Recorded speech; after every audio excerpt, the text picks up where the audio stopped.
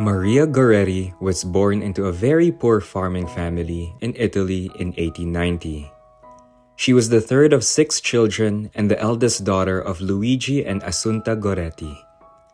The world into which Saint Maria Goretti was born into at the end of the 19th century was marked by great technological advancement, culture, and economic well-being, all of which were unknown to this little great saint.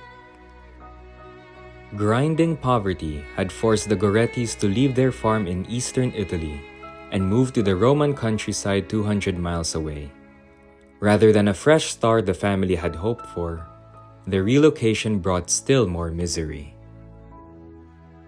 Maria's short life, instead, was marked by precariousness, migrations, the tragic illness and death of her father, and ultimately the violence and her own untimely death. Despite all of this, Maria heard and lived the call of the gospel. Through her family, her tremendous faith and daily life, God molded and shaped her into the person and the saint He wanted her to be. Unfortunately, there are still those who find her story unrelatable and outdated today in the 21st century, as her story conjures up overwhelming emotions. However, today, this 11-year-old saint is regarded among the most powerful saints in our contemporary era, and for good reason. As I bring into life this tale of forgiveness, come with me as I journey to Italy, specifically to Corinaldo and Nettuno, as I retrace and walk in the footsteps of this powerful and much-needed saint for our time, Saint Maria Goretti, the Saint of Mercy.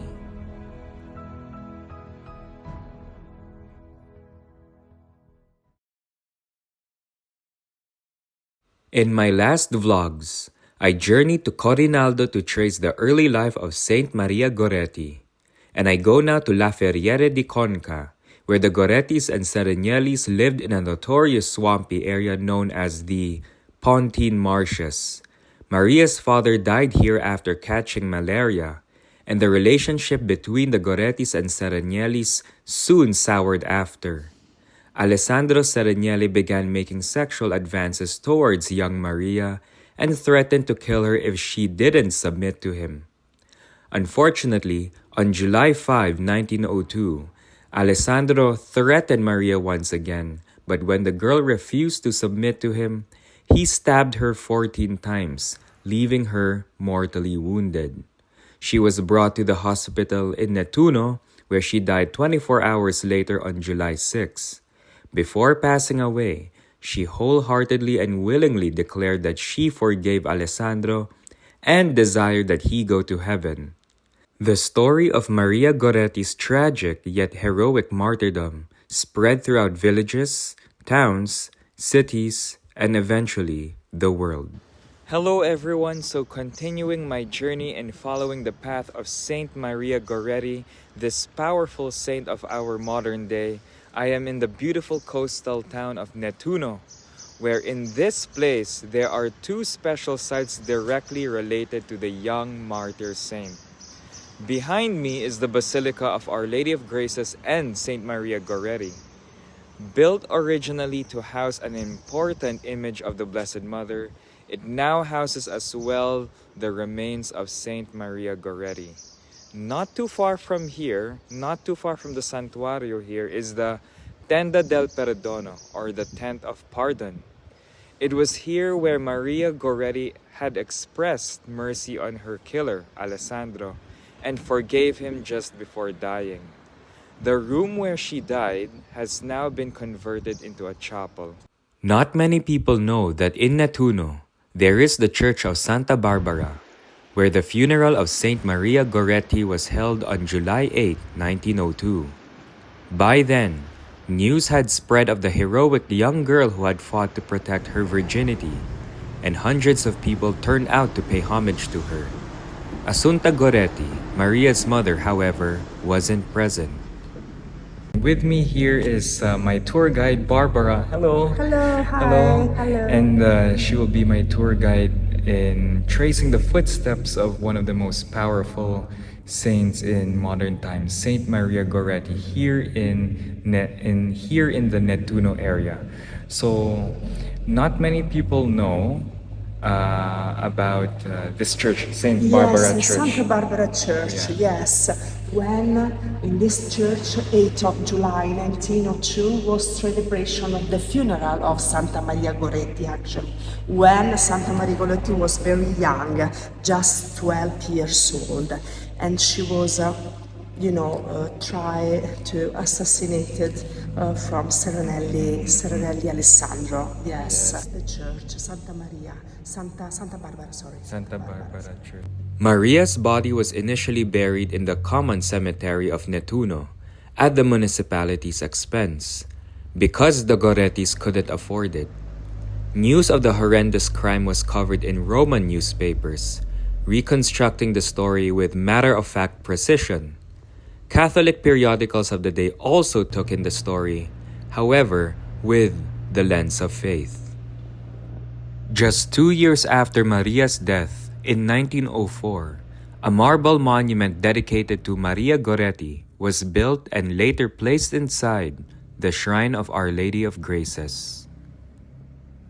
Not a far walk from the Santa Barbara Church is the Tenda del Perdono, or the Tent of Pardon, which was the hospital room where Saint Maria Goretti forgave Alessandro and passed away in 1902.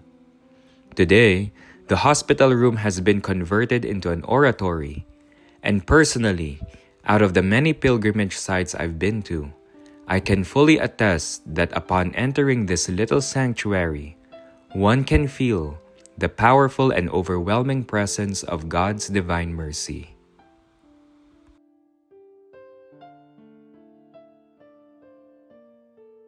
If ever you decide to do a pilgrimage on the life and footsteps of Saint Maria Goretti, I highly suggest first to come here to the Tenda del Perdono, or the Tent of Pardon.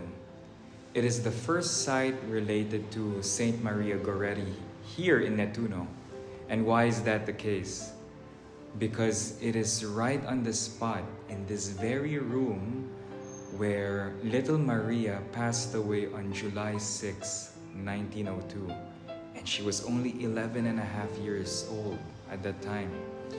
And it was here, in this very room, where Maria had mercy on her killer and where she forgave Alessandro just before dying. She stated that she wished for him to be in heaven with her just before dying. So this used to be a hospital room but has now been converted into an oratory.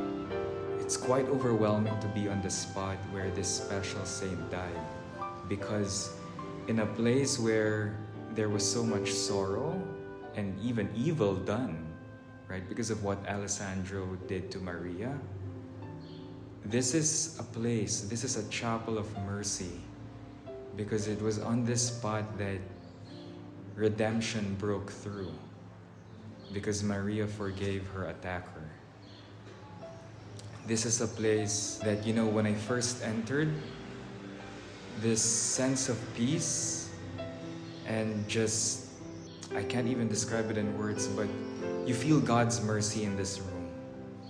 God's mercy is very powerful in this room, and it shouldn't be a shock, because God worked through little Maria before she died. On the altar of the chapel, one can find the original portrait of Saint Maria Goretti, as per the descriptions of Maria's mother, Assunta. As there are no official photographs of Marietta, this is the closest depiction of her. Also in the chapel are several ex-votos or votive offerings, left by people who have experienced graces and miracles through Saint Maria's intercession, and we will get more into this in a little while. To backtrack a little bit, whatever happened to Alessandro after he had murdered Maria? On October 30th of 1902, Alessandro was sentenced by the Roman court to 30 years in prison, of which the first 3 were in solitary confinement. He was not given a life sentence because he was considered a minor then. During that time, 21 was the legal age of adulthood in Italy, and Alessandro was only 19 and had turned 20 recently. During the initial years, Alessandro was unrepentant and refused to see any priest. Alessandro later relates his inner turmoil.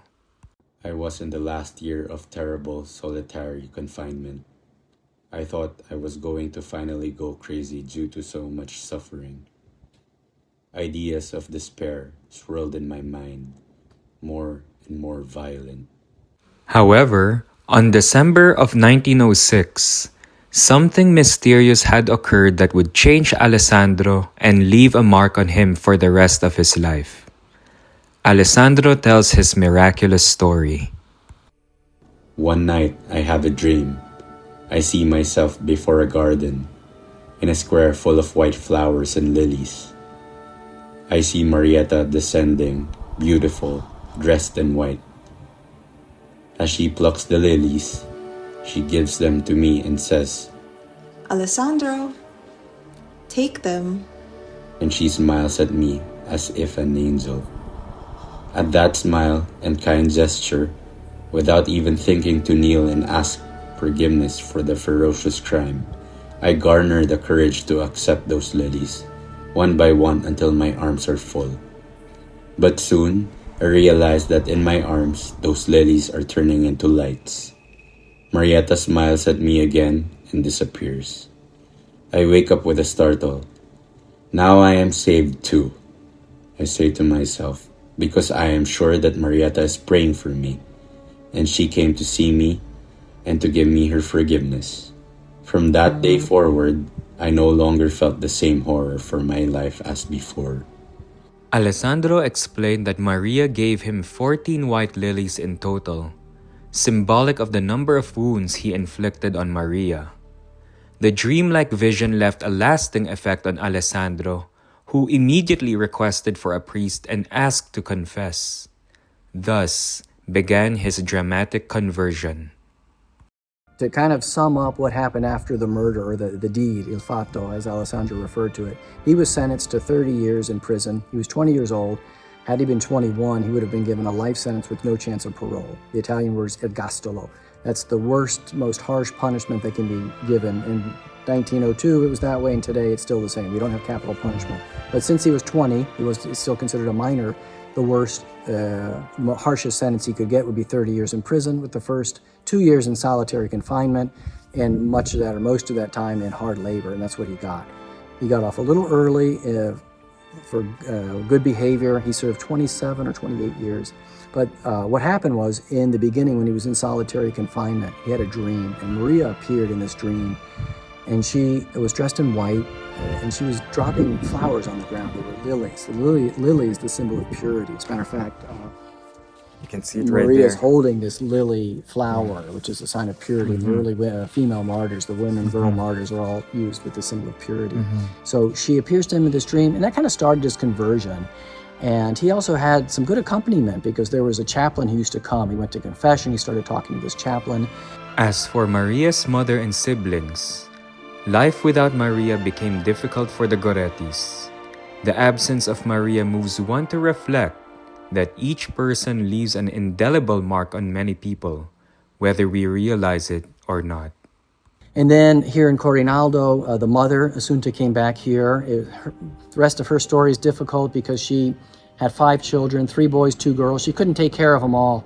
So when they went to Rome, she dropped off the 2 girls in 2 different monasteries, women's convents, and they grew up there. One of them became a nun in the order that she was dropped off in. The other one grew up, she got married. Assunta came back here. She couldn't find a job. She couldn't find a place to live. The best she could do when they first got here, a family member gave them a place to sleep in their stable. So they were sleeping on the floor with hay when they first came back. Finally, she got a job as the housekeeper for a priest, and that's what she kind of did for the rest of her life. She worked as a housekeeper. After 27 years, Alessandro Saragnelli was released from prison. His sentence was reduced to 3 years because of good behavior. The very first thing he did was to look for Asunta and ask for forgiveness from her. But the story was it became well known pretty quickly, and there was a movement for them to try and find Alessandro, because the mother, she was like Maria. She's like, he was like a son to her. And she, for her, that was tragic also. How could you do this to my daughter? She was like a sister to you. So she reached out, the priest reached out, they tried to get in touch with Alessandro. They didn't know where he was. They knew what the sentence was because they were at the trial. After that, the family came back here, minus the 2 girls. So they went to their bishop. The bishop knew somebody in Rome. They found out that he was in Sicily. So they got in touch with the bishop in Sicily, and the bishop of Sicily, of Noto is where he was. He went to Alessandro and actually had a personal visit with him. So that kind of created a little bit of stir among Alessandro and the other prisoners. It's like, who's this guy? He kills this girl and all. He's got the bishops coming to see him. But the bishop had several meetings with him, and the bishop was pastoral to Alessandro also. So there was this sense of a beautiful Christian mercy that was extended to him. The chaplain, the dream, the people of Coronaldo, the bishop. So that helped him in his conversion. He spent 27 years, and as time went on, the rules were relaxed a little bit more and more as you served more and more of your sentence. Once you serve half your sentence, you become what they call like red bandit or something. You get to wear a red ribbon on your arm. That means you have a lot more freedom. So he served in 2 places in Sicily, and the last place was in Sardinia. These were penal colonies back where, maybe in the U.S., we have the chain gangs where you have the prisoners do hard labor. They work on plantations. So he knew how to farm. He liked being outdoors. He did that. And then when he got out, one of the first things he did was he came here, and he wanted to meet with Asunta because he wanted to know in his heart that she had forgiven him. And this is a very beautiful moment. So he shows up on Christmas and actually knocks on the door, and it had been almost 30 years since the deed took place.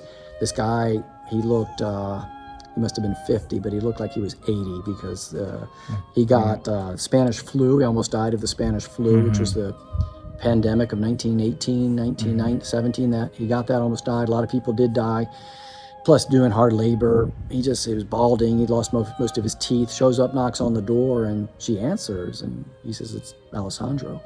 And she was speechless. With tears in his eyes, Alessandro asked for forgiveness from Asunta, to which she replied with, If God has forgiven you, and Maria has forgiven you, then I forgive you. So he says to her, Asunta, will you forgive me? And she stepped back, and she was a Christian woman too. She says, immediately, without thinking, she said, if God has forgiven you, if Maria has forgiven you, I forgive you. So it was Christmas. They had Christmas Mass together. And then Alessandro went about his way, and all the townspeople came out. So it was a real beautiful moment for the people here to experience that.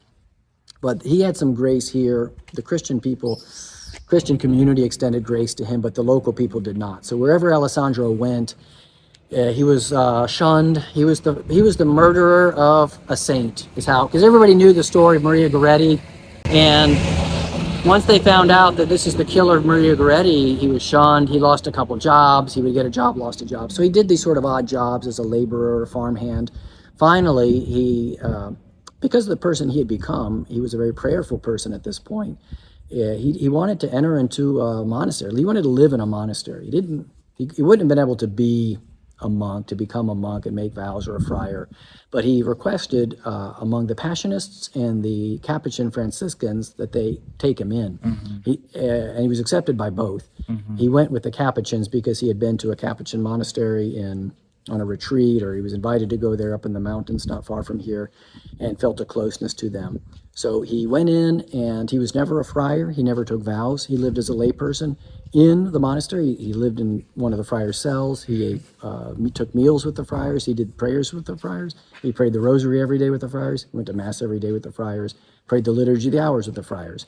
And for his work, he worked in the garden. For a little period of time, he was the doorman. And back in the past, there were a lot of vocations, and the religious houses here were pretty full, and they had a lot of young vocations. So they would take in people who were needy, people maybe with some mental problems that had no family. Case like this, ex-prisoners, ex-convicts, of course discerned, and they would look at the situation. Right. They took him in. They don't do it now, but they did then. So he died in a Capuchin friary in the infirmary in Macerata in 1970. And he was buried in this local cemetery in Macerata. And I don't know what the details, but not too long after that, the city of Coronaldo arranged to have his remains moved. Right here. Yeah, they had the remains moved from Macerata to this church right here. Immediately after the death of Maria, many people have begun to hail her as a saint, a new modern-day virgin martyr in the line of the ancient Roman martyrs such as Saint Agnes, Saint Cecilia, and Saint Lucy. Maria's cause for canonization was opened in 1935, and 10 years later in 1945, Pope Pius XII recognized Maria Goretti's death as a martyrdom. Having been declared a martyr, it wasn't necessary to confirm a miracle to beatify Maria Goretti. The beatification eventually took place in St. Peter's Basilica on April 27, 1947, in the presence of Maria's mother, Assunta, and Alessandro Serenelli. So the Passionists really took up her cause, and they moved her body to a famous sanctuary in the city of Nettuno called Our Lady of Graces. Our Lady of Graces. Yes. See, and she's buried in there underneath the famous prodigious statue of Our Lady in the crypt there in Nettuno with the Passionist sanctuary. According to the guidelines of the Vatican at the time, 2 miracles were needed to canonize Maria. Since the very beginning, people have begun reporting miracles and graces through the intercession of Marietta. That by 1949, 2 healings were attributed to her intercession. That of Ana Grossi Musumara from pleurisy and Giuseppe Cupo from a serious hematoma. After Pius XII approved these miracles, Maria's canonization date was set for June 24, 1950. There were a lot of firsts during Maria Goretti's canonization. At the time, canonization ceremonies were only held inside St. Peter's Basilica. However, when Maria was proclaimed a saint in 1950, the ceremonies had to be held outside due to the large number of people who flocked to the Vatican, making it the first open-air canonization with a record-breaking 500,000 in attendance. Instead of speaking in Latin, the Pope only spoke in Italian, so the masses who attended could understand. Another first. It was also the first time that a parent and family members of a saint were present, namely Maria's mother, Assunta Goretti, and Maria's 4 surviving siblings. Many sources claim that Alessandro was present in Maria's canonization, but this is false. He was urged and invited by everyone to attend, but in his humility, said that his presence might distract the public from Maria's glorious crowning moment, so he chose not to attend.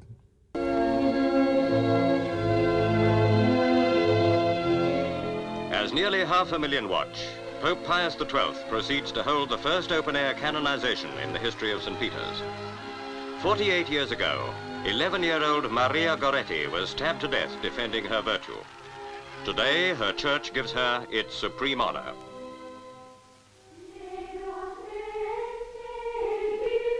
From his throne, Pope Pius delivers his homily, speaking in Italian instead of the customary Latin, so that all may understand. He tells of the life and martyrdom of Maria, presenting her as a model to the youth of today.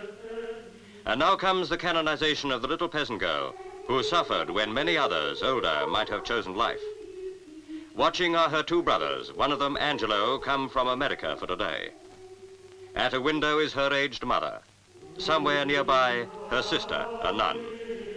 For the first time, the Church of Rome confers sainthood in the presence of the mother and family of the one honored. Her canonization attracted so many people at that time, no? When she was canonized. And she was canonized by Pope Pius XII. Yes. No, and it was the first, I think, canonization when there were so many people who came. Yeah. And really, if we may call it influence, she was influential, but not in a way of fashion or let's say grand things, you know, amazing things. But she was famous. She was influencer in the sense that her virtue. Her virtue of humility, her virtue of obedience, her virtue of piety and prayerfulness, her virtue of courage, her virtue of forgiveness. That made her remarkable. Ever since Saint Maria Goretti's canonization, she has been considered as among the most powerful saints and intercessors of our contemporary era. Her story may be tragic and uneasy to listen to or read about, but the lasting legacy which she left is unquestionable. Books and movies have been made about this simple farm girl's life, and to this day, many people from all walks of life attest to Saint Marieta's powerful intercession. As the current parish priest of Santa Maria Goretti Church in Manila, the Philippines, Father Jason has heard many stories of graces and miracles shared by his parishioners of Saint Marieta's intercession. Yes, and we have documented some. And they have been writing me letters how Maria Goretti, Santa Maria Goretti has affected and changed their lives. No, many families attribute their healing, their I'll give you one story. Yes, one please. story. There is this young couple who came to me. She came to me and they came to me and they told, the husband and wife, they were young couple, and they told me they almost lost their newborn, because the newborn fell off a very high bed.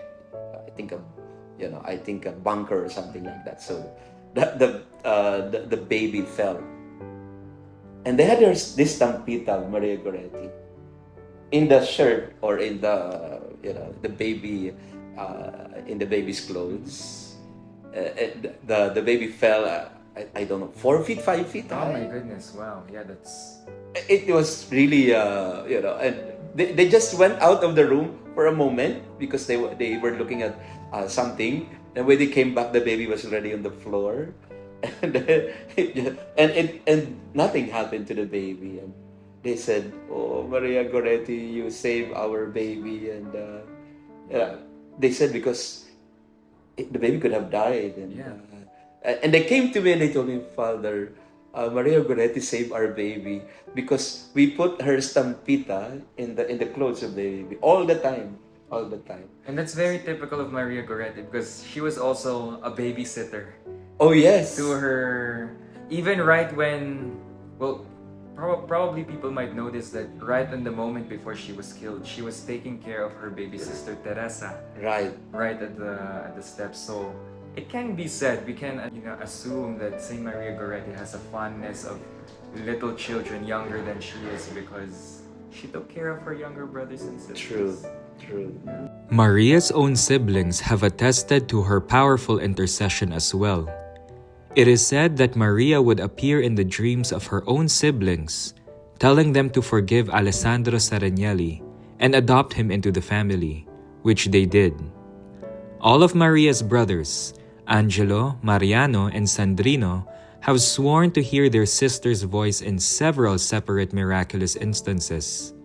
During the First World War, Mariano attested to hearing his sister's voice urging him to remain in his trench, which ultimately saved his life, because he soon learned after that every man who ran into that battlefield had perished.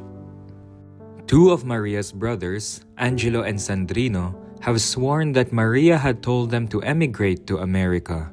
Sandrino claimed she helped him get money for his own emigration in a miraculous manner.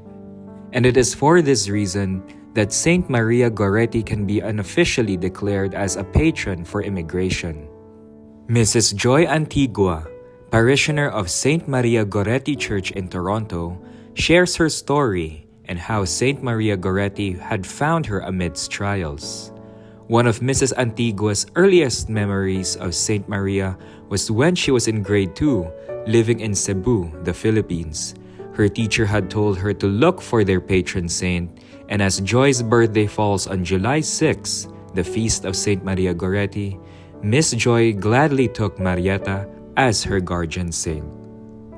I am from Cebu, and how I started my devotion is, the story is I am born on the July 6th, which is the feast of Saint Maria Goretti, and since I was in grade 2, I was told by our teacher, we were asked about like whose names, your parents got your names. Supposed to be your names are taken from the calendar of saints, right? But mine was not, and she told us that we should have our devotion to the saints that we are born on the date that we were born. So I started to search for the calendar and search for who's my saint, what's supposed to be my name. So, and I found out later that she's Saint Maria Goretti, and she was a new saint. As I go along, I grow up, I search for churches dedicated to Saint Maria Goretti in the Philippines, and I was from Cebu and I couldn't find any. So even I haven't heard, I searched wherever in the Philippines, nothing, no church for her. So because she's a new saint. So in my college days, I found a pamphlet of Saint Maria Goretti, and that's how I started saying the prayers for her. And I also watch on HBO before the life of Saint Maria Goretti, and so my devotion was deepened at that time. And then I prayed through her, and lots of intercessions. I passed the CPA board through her intercession. Mrs. Antigua relates a harrowing trial which she feels was God and Saint Maria Goretti's push to get her and her family to Canada. Mrs. Joy was held at gunpoint during a bank robbery in August of 2005. This painful event ultimately became a blessing, as it led to her journey to Canada. An auditor present that night was also set to move to Canada shortly after, and meeting her gave Mrs. Antigua the much-needed connection in Toronto, where she had applied for immigration back in 2001. Looking back, she knows it was divine providence and the intercession of Saint Maria Goretti. When we applied for coming here to Canada, I prayed. I prayed every day with her prayer. I don't know how I found that small card of her prayer. I've been praying since on that, and then I got married and have kids. We were planning to come to Canada. We submitted our application. It was in 2001 that we applied, but it never came the approval until 2006. So 5 years of waiting, and I think it was the right time too, because 5 years my kids were already grown up a little bit. So they were 10 and 12 when we got the approval. When we come to Canada, I really prayed to her that we don't have friends, we don't have family here, so I don't have any connections. But I think through her intercession, I meet a friend, not a friend, a co-worker that I come to know that she's coming to Canada too, and the incident that happened in August of 2005, while Land Bank, I was working in Land Bank as a cashier. At that time, the bank was robbed, and I was in the vault and everything. And that incident, that was a very traumatic experience for me. And it was a time when my eldest son was, we worked really late hours in the bank, and my son was came to bring me dinner, and then as soon as he left, the robbers came in, and I was really, after the incident was done, I was really grateful that it happened when my son was already out of the bank, because I don't want him to experience this trauma. It was a traumatic experience for me. I'm an adult, and what could have been if my son was there? So I really prayed to her although our application was 5 years ago, that could be a solution that I really prayed for, that we can get away from the country, out of the country, and get my family safe outside. So, and then that's also the time I met the auditor, and she is scheduled to come to Canada in January, and I think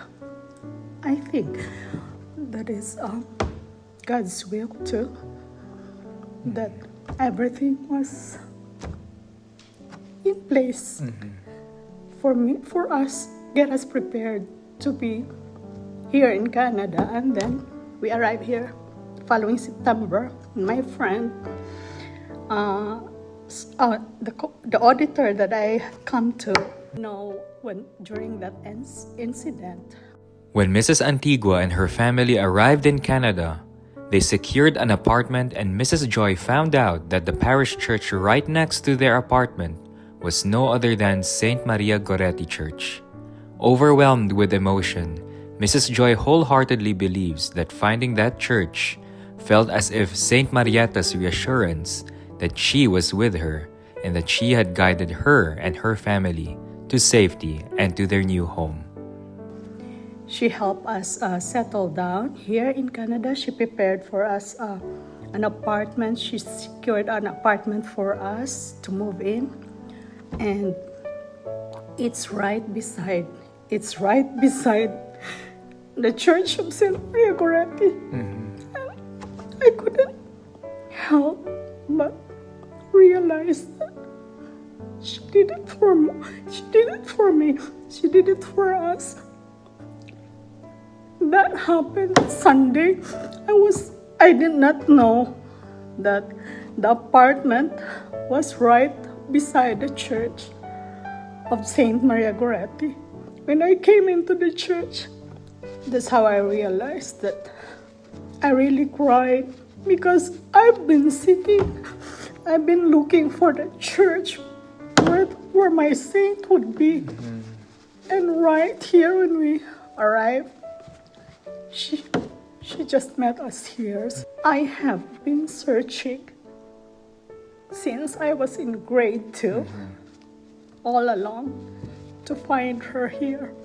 Healing, a lot of healing. I have heard and I have listened to stories of healing due to the intercession of Maria Goretti. And every Thursday here in the parish, after Mass, I will take the first class relic of Santa Maria Goretti, and we will have a veneration of the relic, and long line of people come, and slowly the devotion is growing, and after that, after our veneration, they'll tell me the stories. Father, this is how Maria Goretti helped our family. We prayed and we asked for intercession and the healing of a family member and this and that. I tell you, I have so many stories of healing from Maria Goretti. I'm trying to document everything, and hopefully in a few months' time or in a year, we will be able to gather most of these stories. Have you heard, what about stories about like women or people who have been abused? True. Because we also have a tent of pardon here in the parish. I also built a tent of pardon, some sort of a replica of the tent of pardon in Etuno. And of course, I cannot tell you the details, but in counseling sessions, in many of my confessions there, in the tent of pardon. So I use that as a confession area and a counseling room as well. I have so many stories of healing, of forgiveness, because of the intercession of Santa Maria Goretti. I cannot just tell the details because they are in the confession and counseling, but I have heard so many stories of healing due to the intercession of Santa Maria Goretti. Well, we had stories of women who had been blessed. We had stories of people who had encountered, significant personal difficulties, and the example, the fidelity, the strength, the faith of Saint Goretti was very inspiring and helpful to them. But her her inspiration, her intercession, and her dignity was very helpful and inspiring to men and women who had experienced difficulties and wanted to maintain their dignity, their sexual integrity, and their purpose in life, their meaning in life. They don't want their, structural self to be undermined by really hard experiences that could really have, knocked people off their feet and made it psychologically difficult for them to move ahead with their lives. So all of us have examples. All of us have experiences in life that could be really, really could cause us to wrap up. And you have to have an inner strength. Well, where does that come from? Well, God. But the strength, the example of the saints helps us to move forward with our lives instead of saying, "Oh, I've had enough of this." Say, no, God has a purpose for me. There's a meaning to my life, and I've got to move on. And the saints help us in that endeavor. And Saint Margaret has been very helpful to many people in that regard. While Saint Maria is the patron saint of rape and assault victims, she is also a powerful intercessor in the fight against the evil one. She has been known to be of great help against spiritual and demonic attacks. A friend of mine, Chris Gonzalez, shares his experience with Saint Maria Goretti. So basically how it all started was around 2019-2020, and it was during a time when I was undergoing demonic oppression. The lead up to those events, I think it was really quite an accident in the sense of how I meddled with the occult, not intentionally, and I wasn't perfectly aware of the consequences of those things yet during that time. And it was just only during a time when I was starting to read about spiritual warfare, exorcism, and what the church teaches in terms of the presence of evil in the world and the reality of evil and how it plays in modern society. And when these relics came in, like all of these are first-class relics, it just made me more enthusiastic about how spiritual warfare is so real in our lives today, even in the modern world, because a lot of people are led to think that the evil one is pretty much unreal or something like that, but that's really the devil's biggest trick, in a sense, up his sleeve, right? So when I accidentally meddled with the occult, that's when I started to discover literature on exorcism, like ones by Father Sikia, for example. Yes. And that's where I became so enthusiastic about that, even up to the point for my senior year in college, I did a thesis on exorcists in the Philippines. So that was pretty much my journey with these saints, with these amazing saints, because each of them have their own great stories in terms of battling with evil in all types of forms. And it was really such a difficult time spiritually because there was a lot of spiritual dryness going on in my life during that time.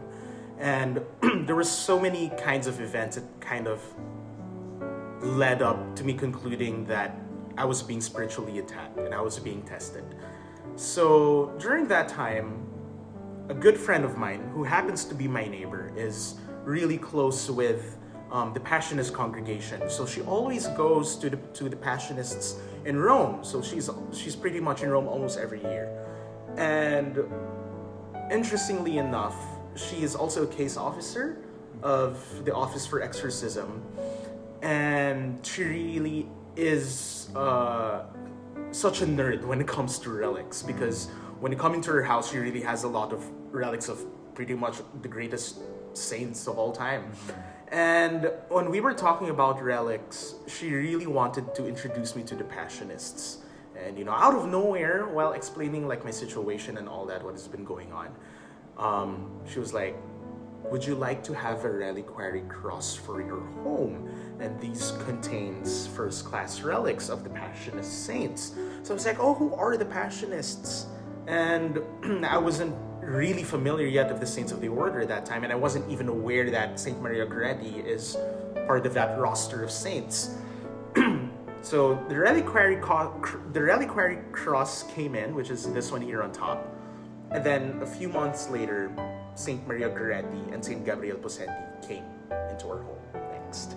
And that's how Saint Maria Goretti really introduced herself to me, because all I know was that Saint Maria Goretti was the section of my niece in Poveda when she was still in grade school. So I was like, oh, cool, Saint Maria Goretti. And then when the rally came in, I was like, I told my niece, your patron saint is now here in our house.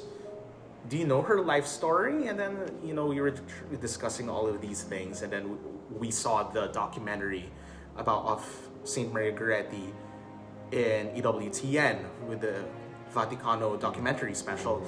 And that's where I fell in love with her story. In any kind of situation, she really is the one that I pray to in terms of if I need some sort of clarity, if there's something going on. And she really gives that. She really listens, because she died at what? How old was she? When 11, right? Yeah. So this kind of attractiveness towards the younger saints, it's like they're so relatable in a sense that you can talk to them so easily. I have that relationship, like my relationship with my niece. It's like I'm talking to my own niece, or like a little sister in a sense. Yeah. So that's kind of like our dynamic together. And she's been such a powerful intercessor. And last 2023, I decided to visit her relics in Nettuno and to go to her family house, which was such an amazing experience for me and my family, because that way I also got to introduce who Saint Maria Goretti is to my family, because she wasn't really entirely familiar to them as well. And they fell in love with her story.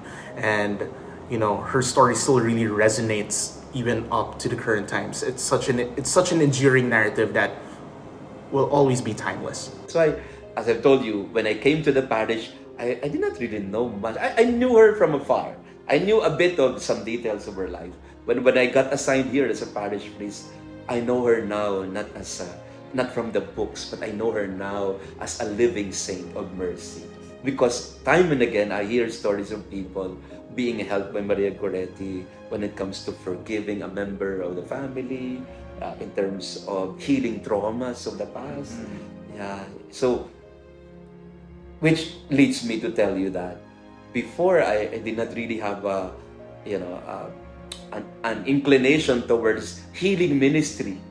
Now, in my previous assignments as a pastor, well, I kind of look at the healing ministry as not for me, it's for other priests. There are healing priests and all that. But when I got here, because of Santa Maria Goretti, now I learned how to, to pray, intercessory prayer for healing. Now, every time people come to me, I lay my hands on them and I pray for healing. Now I discovered my gift for healing through the intercession of Santa Maria Goretti. That's her personal miracle to me. I'm not a healing priest, but now I pray for healing of people and they get well as well. Now, maybe not in a very grand way of cancer being healed and treatment stopping, but more of healing of the soul, healing of the heart, healing of families. And for me, that's more important. Maybe bodily we will not be healed because cancer has already taken over, but the healing of the heart, the healing of the soul, for me, that's really, it's really amazing. In 2012, for the first time in history, the remains of Saint Maria Goretti left her shrine in Nettuno and went across the Atlantic Ocean and came to several parishes in Toronto, Canada. One of her major stops was, no surprisingly, Saint Maria Goretti Church in Scarborough. The time that we actually hosted in our church a pilgrimage of the body of Saint Goretti from her shrine at Nettuno, the Basilica of Saint Goretti, and that was in 2012. We opened our church doors to anyone who wanted to come and pray and just to seek the intercession of Saint Goretti. So the body was brought here, came to Montreal, Ottawa, Midland, came to our church here in Scarborough, at the east end of Toronto, and we were quite astonished and overwhelmed at the response that we got to the pilgrimage. We were trying to figure out how to, we expected crowds, how to accommodate the visitors, and how to be careful not to close the church too early to allow people to come late. And as the time for a visit approached, common sense struck us. We really can't close the church, actually. We had to keep it open 24/7. Right. And once the visit started, the visitors never stopped. The lineups, whoop, went up the road. We're on Kennedy Road. We're on a major street, Kennedy Road. Whoop, the lineup went up the sidewalk blocks away. So that kind of overwhelmed us. We were surprised, and we did our best to take care of our visitors. We had refreshments, etc., special access to washrooms, and we were quite moved by the response to that pilgrimage here at our church. We witnessed many testimonies at that time, people who came and shared their experiences of receiving blessings, intercessory strength from St. Goretti, and also the media as well. The media, not usually known for their extreme religiosity, but they came sincerely to report on the event. They were very decent, very polite, and they interviewed. They spoke to some of the visitors, and they heard some very interesting stories. People whose lives were really helped by Saint Margaret's intercession. So it was quite a moving time, an important time for people to share their appreciation of Saint Goretti with each other. There were lots of tribulations, whatever trials that came through after that. But she came here in 2016, I forgot.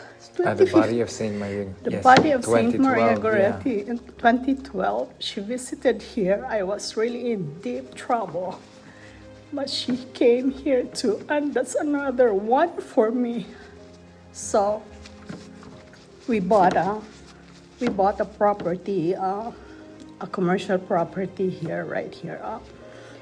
It was maybe made of bad decisions, but whatever it is, it was really a trial, and I was really down, and I could not share it with family and friends because we don't want to share troubles, right? We want only to share happy moments with friends and families. We were struggling, and at that time it was a deep consolation that she was here. She was here, and she's with me all the time in all my troubles. I'm sorry. Father Jason Laguerta's devotion to Saint Maria Goretti has currently inspired him to create a program for the youth of the parish named Escolar ni Maria, or the Scholarship of Maria. Because of the inspiration of Santa Maria Goretti, the parish has decided intentionally to make it really a parish for young people, a parish for children, a safe space for young people to come. So we designed our programs that it's quite radical because, well, we acknowledge that the elderly, the adults in the community, and they're still very much part of the community. But decidedly, intentionally, we would like to focus our attention on taking care of the needs of the young people. And especially the children as well. Our parish is surrounded by poor communities. So our barangays around in the locality, we see a lot of children, kids, young people in the streets. And we also have street families here. So we saw the poverty and the struggle materially. And so we decided that we would like to help by way of scholarship, by way of sending them to school, because the best way to get out of the cycle of poverty is through education. And so we decided to put up what we call Escolar ni Maria. Escolar ni Maria referring to Maria Goretti and Mama Mary. So Escolar ni Maria means we give them allowances, we give them formation. These are young boys and girls from elementary to high school and even to college. So now we have 210 scholars. A very small church like ours, we're able to help, send to school our young people. Maria Goretti could have lived in poverty, but there was so much love, and that's what we want the young people to experience. You are loved, and so our sponsors and benefactors, I often tell them, this is your way of being Maria Goretti today, or helping a Maria Goretti today. Send someone to school, and we can continue the spirit of Maria Goretti, of love in the family, of affection for children, of responding to their needs. And we don't want anyone to be deprived of education just because they did not have allowances or food. Here in the Philippines, if you are in public school, you are free in terms of tuition or education. But going to school is not just free education or free tuition fee. It's really more of you need to ride a jeepney, or you need also some food or baon, we call it locally. So we assist in that sense. So we give them every week, we give them allowances for their food, for the transportation, and for whatever needs they have in school. So and every Sunday they come here for a mass with us. So we call it the Children's Mass and Youth Mass every 3 o'clock. So our scholars come here on every Sunday, and after the Mass, they will have some activities, some formation, catechesis, and sometimes they are given workshops on not just catechesis or religious education, but also when it comes to counseling in terms of their affective life, helping them deal with anxieties and worries. So we give them a formation that is holistic as well. So spiritual, emotional, and relational, and of course, they to build them as a community of children and youth here in the parish. So Scholar ni Maria is our way of promoting the devotion to Maria Goretti, and at the same time make it very concrete. No, the Maria Gorettis of our time, we would like also to help them in one way or another. Scholar ni Maria is open for all who would like to donate or to help financially. So we have our bank accounts in the parish, and then they can just direct deposit, and then we will acknowledge it by giving receipts. What we want is for them to help the program. We just receive the amount or the donation, and then we spread it equally to the children. Today, the Shrine of Saint Maria Goretti in Corinaldo is a focal point for those seeking mercy and forgiveness, and it also houses important relics related to Saint Maria and the people in her life. The church is called the Church of the Pardon.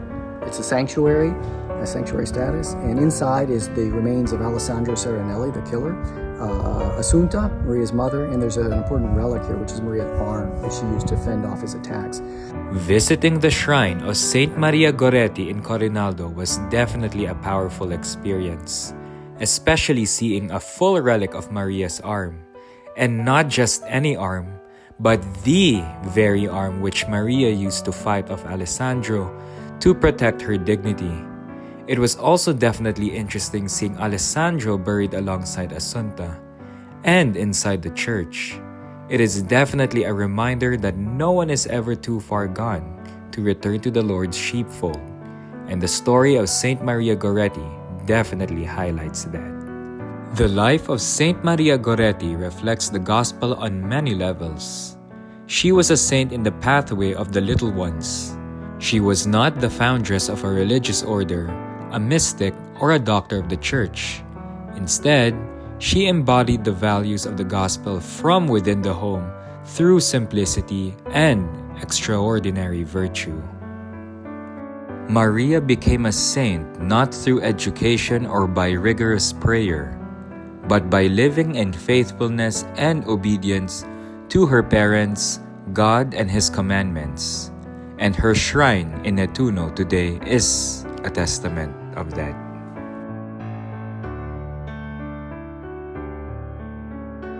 Hello everyone, so I'm here again in front of the Church of Santa Maria della Grazie and the Shrine of Saint Maria Goretti. So Barbara here will explain the history of this church before it became the Shrine of Saint Maria Goretti. So what is the history of this church, Barbara? So this church became Santa Maria Goretti after 1950 because first was the Church of Santa Maria delle Grazie, our protector. Okay, so and after 1950 became Santa Maria Goretti because in the sea some fish they found in a boat a statue of Santa Maria delle Grazie, and after that they built a church in honor of the fisher of this city, and after 1950 became Santa Maria Goretti. So now this church is Santa Maria delle Grazie and Santa Maria Goretti.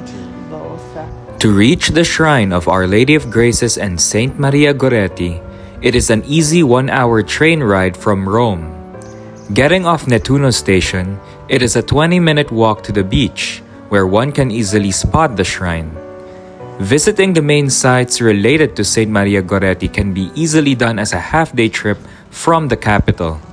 I highly recommend this itinerary to pilgrims coming to Rome because it's very easy to get to and the life of Saint Maria Goretti is just too powerful.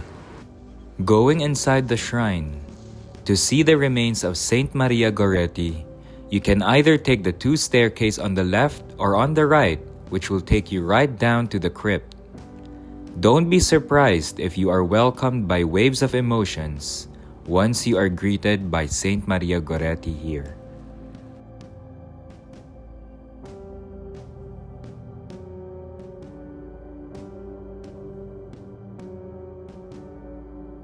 I am now below the Basilica of Our Lady of Graces and Shrine of Saint Maria Goretti, and I'm currently here at the crypt where our young saint is now interred. There is something just very peaceful about being in the presence of one of the most powerful young saints of our contemporary time. And for those of you who are wondering, and for those of you who might be asking, Saint Maria Goretti's remains, which is here right behind me, aren't incorrupt, but her remains are now conserved within a plastic mannequin.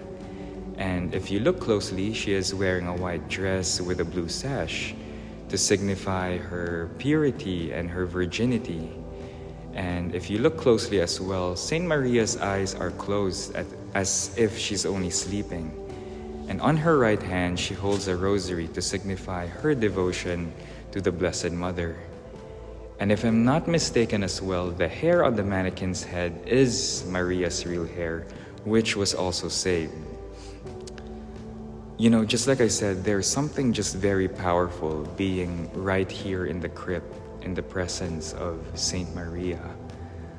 And although that she may be lying there, it doesn't feel that she's gone. You know, personally, I feel her presence here. And it's very peaceful, very calming. And, you know, I'm just right here now so that those of you who cannot visit Saint Maria, it is my hope that Saint Maria comes to you wherever you might be right now watching this video. And this is just a reflection that through the life of Saint Maria, and not just Saint Maria, but through the lives of the saints, they are powerful testimonies to the truth and love of God. Also within the church, there's an ex voto room or votive offering room where mementos were left by people who experienced graces through Marietta's intercession. So there are ex voto of the population. They give thank you. They give thank you for the received honor, received gift.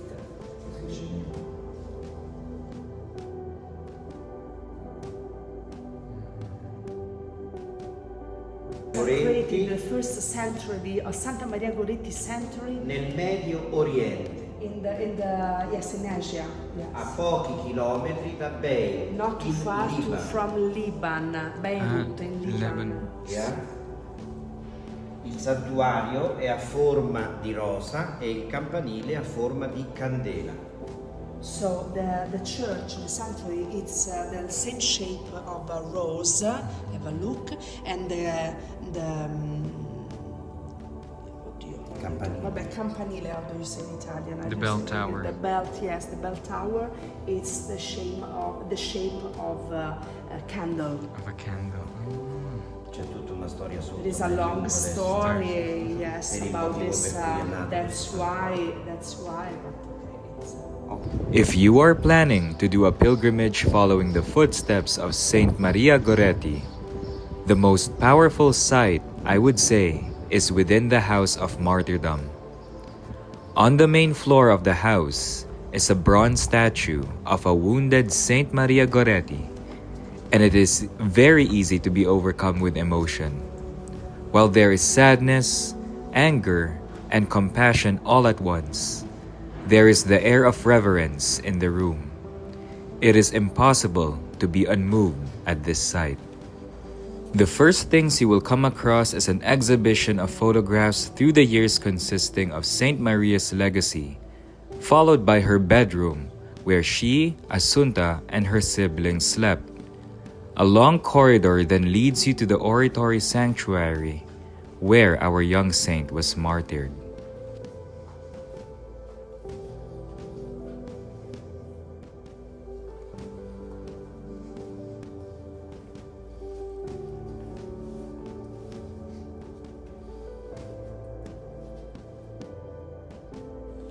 So I want to mention as well that this is the very spot where Maria struggled with Alessandro when he tried to attack her, and he stabbed her 14 times, and Maria actually lost consciousness first here, and Alessandro thought that she was dead. But then at one point, Maria crawled here to the door to try and open it and call for help because her sister was by the porch. Her sister Teresa, who was only 2 years old, right? She was only 2 years old. 2 years old, yes. She was only 2 years old at that time, and Maria started screaming, but Alessandro came back. If I'm not mistaken, that's how the story went, and stabbed her multiple times again. So in total, she had 14 stab wounds. Yeah, she is the patroness of rape and sexual abuse victims, but I think what really endures is how she is a really lasting symbol of forgiveness, a really great example of forgiveness. And to think that God uses these saints as his instruments, uses their lives as an instrument to really see how goodness prevails over evil at the end of the day. That the battle has already been won for us so many times. It continues to be proven again and again and again. And it's no way different from Saint Maria Goretti's life story, because forgiveness really dawned upon her and really changed Alessandro's life. That's why my favorite part of the story was the vision when she gave the flowers to Alessandro, the lilies, to represent her forgiveness, and how many times she has forgiven. Every young person should know Saint Maria Goretti, because she is a young girl and she gave her life for the faith that she had in Jesus. So you cannot go wrong in working, in bringing this knowledge to the larger community out there, especially young children. And I don't think anybody should say that because they are young, they cannot understand. That is a false declaration. And the enemy is involved in that declaration. The enemy doesn't want to spread the life of Saint Maria Goretti because it goes against him. But from experience, I've been talking to kids in first, second, third grade, and that child that stood up and impressed everybody out of maybe 100 young children for grade 1, grade 2, grade 3. he declared when the question came, why do you think Saint Maria Goretti chose to die rather than to do what Alessandro was asking? He stood up and he proclaimed. It was a proclamation. It was the Holy Spirit present. There is no question about it. Even if he was a genius, and we are talking about kindergarten kids. I think it was first grade. And he came out. She refused because her life was less important than being a friend of God. Powerful. Wow. Yeah. I mean, if an adult would say that, he would say, you're right. But a little kid, and he didn't say it, well, maybe, kind of, scratching his head. No, he came out as a declaration. He declared to a group of 40, 45 students, plus adults that were there. Wow. Her relationship with God was more important than her own life. Bingo. Saint Maria Goretti is an individual that I would recommend to anybody, any family raising children should introduce this person and tell the story as it is. You don't have to increase it, diminish it, simply the truth. She was educated to be a person with values, and her body was the primary value. And to think, it just really shows how her virtue and her life story really resonated so much that she became a saint in pretty much way less time as compared to the other great saints of the church. So it just really goes to show how, her story just transcends time. And it continues to be an example for all of us Catholic Christians to really emulate that love for one another and that endless forgiveness, to forgive just like how Christ forgives. I think I would like to encourage everyone to really visit Nettuno and to really discover her story and to really trace her footsteps. It's such an immersive experience to really get to know her, because once she chooses you, you'll endlessly choose her as well to be your intercessor. So please pray to her. She's such an amazing model for all of us. Saint Maria Goretti's story can easily be dismissed as tragic, and while that is true, it wouldn't have had this happy ending and enduring legacy if Maria herself had not made that very difficult choice that she did. Had she not chosen to be a saint. Maria didn't put her faith in the situation, but she placed her faith in God. And she knew that God demands forgiveness of our enemies. And because she made the choice to forgive, there are many people today who have and are suffering from rape and violence that can relate and find hope and solace in this little saint. It is because Maria chose to forgive and to love that people could realize that it isn't impossible to make peace with someone you might absolutely despise. It is because of Maria's choice to serve that many young children are being fed and given good care from around the world. Let us be like Saint Maria today. Maybe we are not called to give our lives as martyrs, but we are called to do our daily duties with love and care, just like what Saint Maria Goretti did. Saint Maria Goretti, pray for us. God bless and Ave Maria.